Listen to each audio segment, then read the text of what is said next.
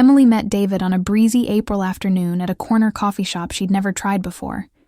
She was a senior, killing time between classes while her thesis advisor untangled some crisis in the faculty office. David had ducked in for a quick lunch because he'd just switched to a higher-paying job and still had no idea where anything was in the neighborhood. 10 years older, dressed in a trim navy suit that said, "I know what I'm doing." He paused by Emily's table, flashed an easy smile, and asked, "Mind if I sit? The place is packed and I could use some company." She felt a warm jolt of flattery. Guys like him rarely noticed girls still living on a campus meal plan. So she slid her laptop aside and said, "Sure, knock yourself out." They started talking about nothing and everything. Her half-finished novel, his new project management gig, the cinnamon-heavy pastries in the display case. Conversation flowed so naturally that when David finally checked his watch, he realized he'd blown past his entire lunch break. He asked for her number, she wrote it on his receipt with a purple pen, and by the end of the week, they'd logged more hours on FaceTime than she had on homework. Things escalated fast. 6 months later, they were splitting rent on a sunny one-bedroom. 3 months after that, they stood in front of a county clerk in matching smiles and said, "I do." Overnight, Emily upgraded from creaky dorm furniture to David's tastefully furnished condo, soft leather-framed road trip photos and a balcony view of the river that looked ripped from a Zillow daydream. David told her she didn't have to rush into the workforce if she wasn't ready. "Take your time," he said over Thai takeout the first night they unpacked.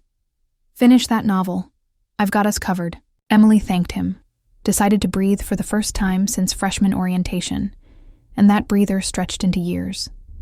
David never complained. He liked coming home to the smell of dinner and a wife humming along to indie playlists, even if her half-finished manuscript lay untouched most afternoons.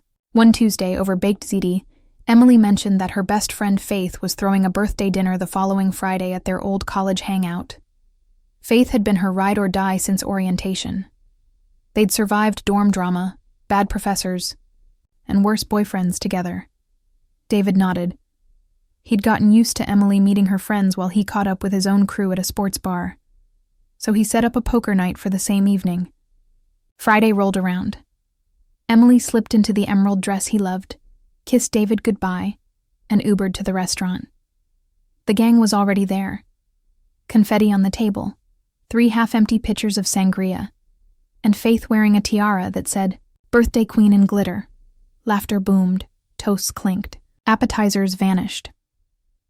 Mid-evening, the door swung open, and in walked Kevin and Alex, brothers who'd been certified heartthrobs back in their undergrad days.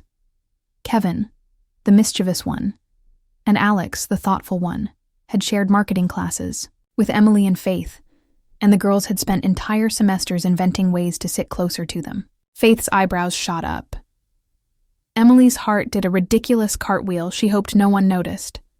The brothers spotted them, grinned like they'd found rare coins, and strolled over.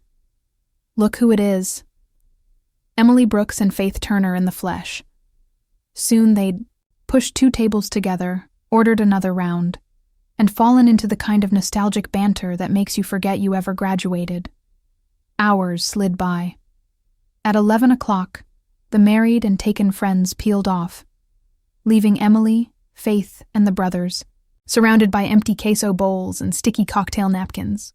Faith, who'd spent the night practically telegraphing, noticed me. Alex leaned in and stage whispered, "After party at my place?" Alex lit up. Kevin raised his glass. Emily hesitated. Married, remember? But the sangria steamrolled her common sense, and she mumbled, "Okay, just for a bit." They split a ride share. In the back seat, Kevin rested his hand on Emily's knee like it belonged there, tracing small, absent circles. She told herself it was harmless. It felt weirdly nice to be noticed by the guys she used to doodle hearts around in psych class, and she let the moment coast. Faith's apartment smelled like vanilla candles and fresh laundry. Music thumped low. Vodka splashed over ice.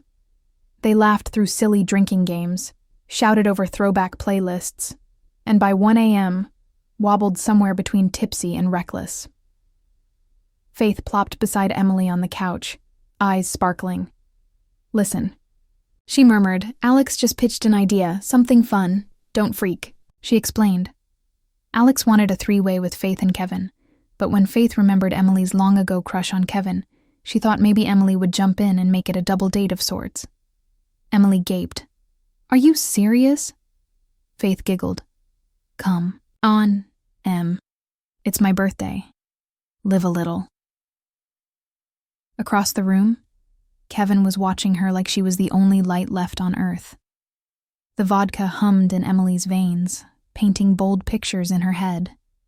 She pictured David, steady, predictable David, who liked missionary and movie nights, who'd never suggest something so wild.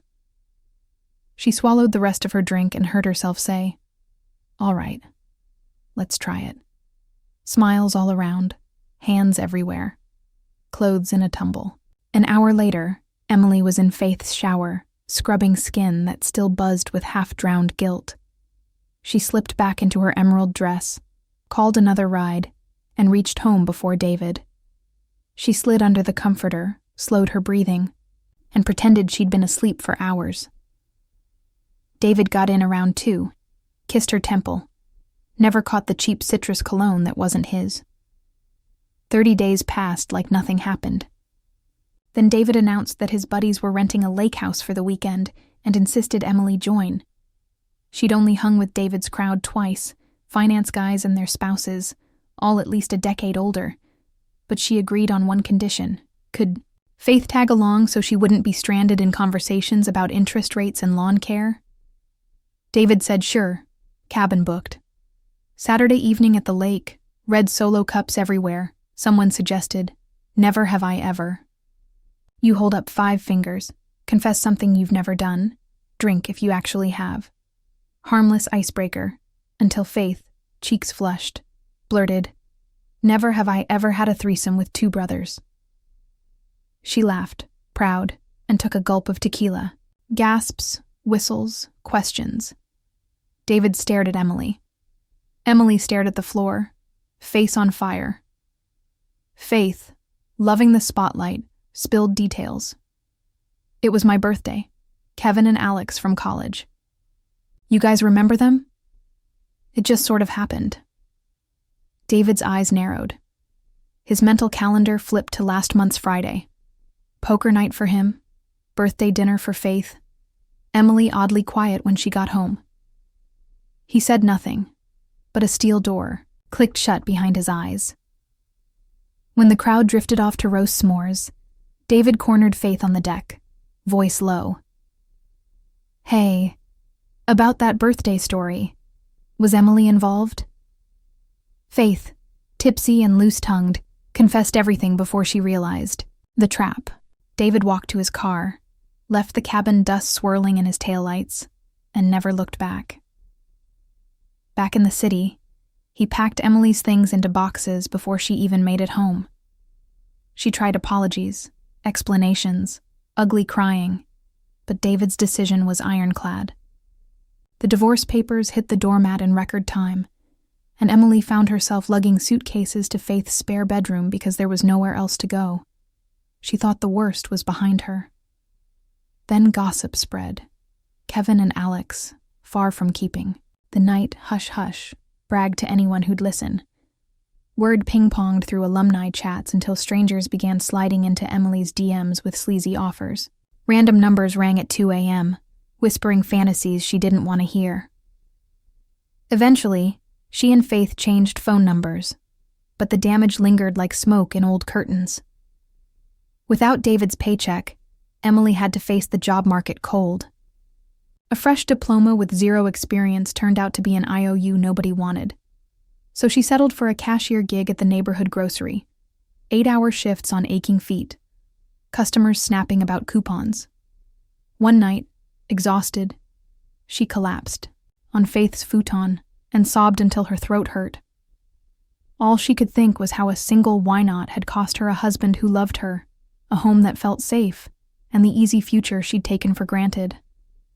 She wished for time travel, for an undo button, for any chance to rewind to that first sip of sangria and say, "Sorry guys, I'm heading home. But life only runs forward and regret never pays rent." Transcribed by turboscribe.ai. Go unlimited to remove this message.